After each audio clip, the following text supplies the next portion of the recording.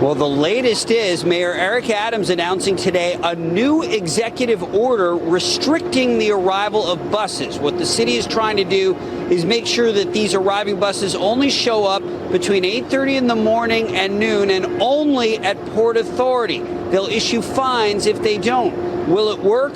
Remains to be seen, but we're in the midst of a near record pace of arrivals. New York City has just passed a law to fine and impound buses that bring migrants to New York City. Weren't they supposed to be a sanctuary city?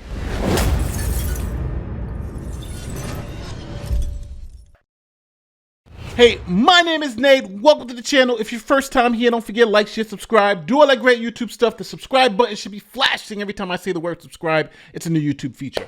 All right, let's talk about what's going on in New York City. Now, for those who don't know, New York State and New York City asked for migrants to come there. They wanted to have as many migrants possible. Migrants were welcomed to New York City. Don't believe me? Listen to the governor of the state of New York begging for migrants to come. We want people to come here, despite where they came from or despite the circumstances that drove them to this country and to this state. We say you are welcome here. We are welcome with open arms, and we'll work to keep you safe. We'll not only house you, but we'll protect you. So let's be clear. New York City and New York State begged, didn't ask for it, begged for migrants to come there, and called anybody who said migrants shouldn't come into the United States racist. That was their claim.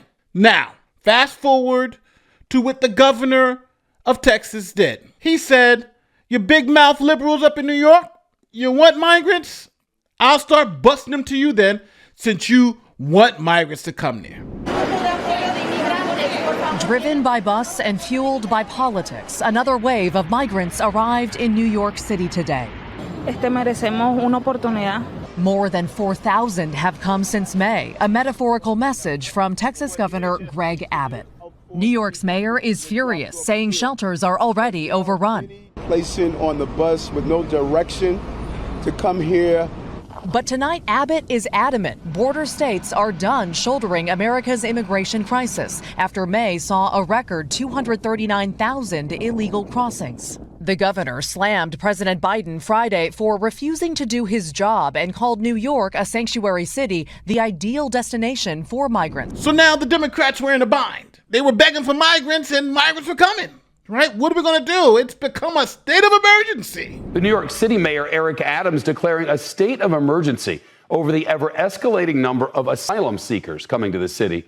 The mayor says the shelter system is overwhelmed and that after today, the city will set a new record for the highest number of people ever in the system.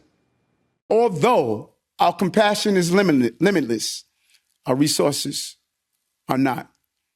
Our shelter system is now operating near 100% capacity. This is unsustainable. Mayor Adams warned the city would end up spending $1 billion on the crisis this fiscal year alone. He says 17,000 migrants have already made it to New York City since the spring, and that the city's enrolled more than 5,000 kids in its public schools. So now what do? You ask for migrants, they send you migrants, you have now too many migrants. Well, the mayor of New York City said it's time to play the race card. In New York City, Mayor Eric Adams releasing a statement Monday claiming that Texas Governor Greg Abbott is resuming busing asylum seekers targeting 5 cities run by black mayors. Take a listen. Governor Abbott sent asylum seekers to New York, black mayor, to Washington, black mayor, to Houston, black mayor, to Los Angeles, black mayor, to Denver, black mayor. He passed over thousands of cities to land here. And so I don't think El Paso, I don't think Brownsville, Texas, I don't think any of those other cities should have to bear the weight of the failure in Washington, D.C. But this didn't stop the migrants from coming. See, the problem that New York City has is that they have this ridiculous law that says anyone from anywhere in the world who makes it to New York City and asks for shelter New York City must give them shelter. So that's why they're going through this crisis. Because all those migrants, they now know that, hey, if we go to New York City and say, hey, we need a place to stay, we need food, we need water, by law, New York City must give them housing, shelter, and food. So this really becomes the question of, has New York and Los Angeles and Chicago and San Francisco all put themselves in the target for everybody coming in because they are, quote, sanctuary cities? This has really become a debate. And there is a custom and practice and I'm not sure, it's not a state law, it's a city edict, which basically says if you show up to New York, you're going to be sheltered. You're going to be given aid. And what happened is nobody really expected that to ever really come into effect. But yet what this migrant crisis has shown is that the folks who are coming through the border, they know what cities will welcome them. I mean, you just heard in the lead up to this interview, you had migrants standing on the border saying, so where are you going? Well, I'm going to New York, I'm going to Chicago. ¿Dónde son? Ecuador. Todos de Ecuador. ¿Y por qué están aquí? ¿Quieren trabajar? Sí, porque tenemos ganas de trabajar. Todos queremos trabajar. Está muy peligroso Ecuador. Tenemos inseguridad en todos los sentidos. No hay control en el país. ¿Y a dónde vas en los Estados Unidos? Pensilvania. Pennsylvania. Nueva York. New York. Chicago. Chicago. Chicago. Chicago. So the sanctuary city got what they asked for. Migrants who now want to go to these sanctuary cities because they know they're going to shelter us, they're going to feed us. They are sanctuary cities. But, there's always a but. They really don't want the migrants to come there. But they don't want to be seen as racist because don't forget, they were calling anybody who said migrants shouldn't just be able to come across the border willy-nilly racist. So here's my promise to you. Day one, we will rescind all of Trump's hateful and racist immigration executive orders. So what I saw in the speech last night was again coming back in some ways, with even worse lies than before, of the same racist, xenophobic attack, very much adding insult to injury.